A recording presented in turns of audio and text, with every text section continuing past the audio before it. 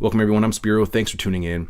There's a lot going on and a lot to cover, but in this report I'd like to specifically focus on one of the major changes coming our way as we transition into the Great Reset and the new digitalized system of control, and that is digital IDs. A topic we have covered here on the show previously. I'll leave links for some in-depth reports on that regarding the UN's work with the Gates Foundation and ID 2020, among many others, to establish a digital identity and birth registration for everyone on the planet under Sustainable Development Goal 16.9, which is part of the UN's 2030 agenda. But for now, I want to focus on this news that just came out here within the past couple days. The International Civil Aviation Organization, which is a specialized agency under the United Nations, has announced they are one step closer to bringing digital identity-based travel to a reality, as they have endorsed specifications for the first digital travel credentials. Now, additionally, the United Nations just announced that they are rolling out its own biometric digital identity wallet. As you can see here on Biometric Update, the UN Digital Solutions Center is a pilot project for the World Food Program, which is a United Nations program, and the United Nations High Commissioner for Refugees and the United Nations International Computing Center, which I have reported on previously, that was very instrumental in the development and implementation and rollout of 5G almost a decade ago. So this particular UN biometric digital wallet is intended for UN employees, and it can be used for data related to human resources, medical status, i.e. vaccine status, travel, there's your health passport, payroll, and pensions. It's going to be hooked up to your financials. Now, this can also be used for onboarding new employees or helping transition those who are leaving or retiring away from the organization. Now, here is a quick promo video. Digital transformation is changing the way we manage our data, our information, our interactions, and our identities online.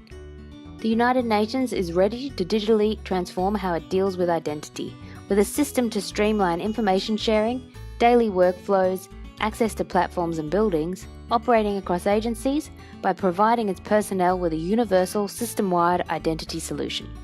Introducing the UN Digital ID. A unique and digital identity for UN personnel from the day you join to the day you part. All of your personal, HR, medical, travel, security, payroll and pension data in the palm of your hand, giving you full control on what you share and with whom. With blockchain and biometrics, the UN Digital ID makes verification efficient, secure, transparent, immutable, portable and universal. It's been piloted by different agencies and the UN Pension Fund, where they've replaced current manual processes with certainty for who and where pension recipients say they are at any given time. Imagine a regional field officer has just joined the UN. She uses the mobile app to obtain a digital wallet, stored securely in her smartphone and only accessible to her with biometrics. Even better than a physical wallet, she can store all her credentials issued by any UN organization in her digital wallet. She has immediate access to course certificates, travel clearances from UNDSS, medical records from allergies to vaccinations, also making any transfer to another organization a breeze. As innovation transforms the world, we can improve the way we manage our identities online. UN Digital IDs, a building block for digital cooperation, unlocking the promise of the SDGs. I hope you see where this is going. Every aspect of our lives will be centrally digitalized using biometrics, AI, 5G, and in many cases blockchain. And when you hear the so-called stakeholders, such as the United Nations or the central banks or governments or the World Economic Forum, who just blocked me on Twitter the other day, reference the private sector, they are talking about tech companies, fintech companies like Ripple, or foundations like IOTA, who are currently working on digital IDs, distributed ledger technology, cryptocurrencies, smart cities, and the Internet of Things, just to name a few. This is the new digital system of control the social engineers are referring to when they talk about the Great Reset, along with the social controls via United Nations Agenda 21 and the merger of man and machine via the World Economic Forum's Fourth Industrial Revolution, which Musk's brain chip, Neuralink, fits into nicely, doesn't it?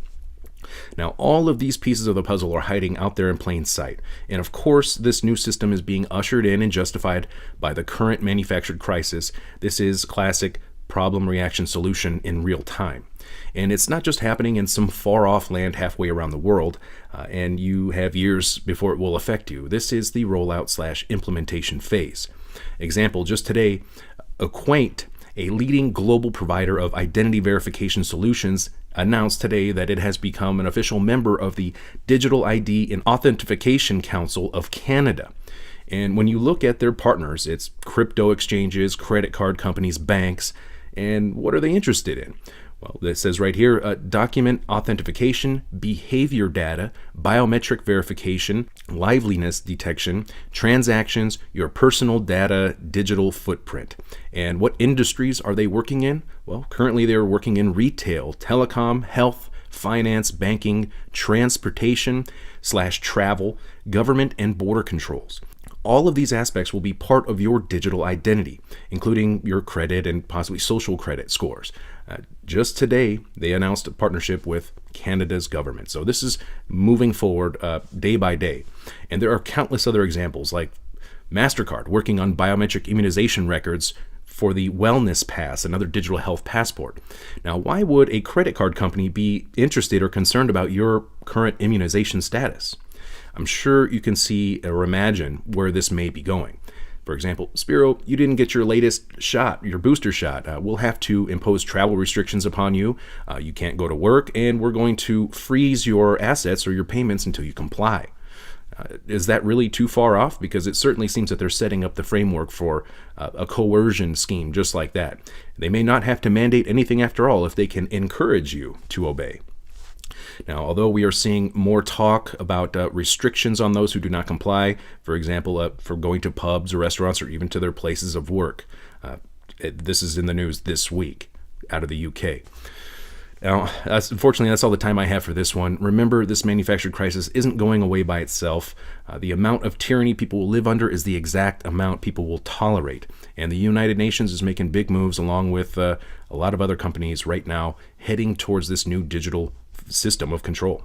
I'm Spiro. Thanks for watching.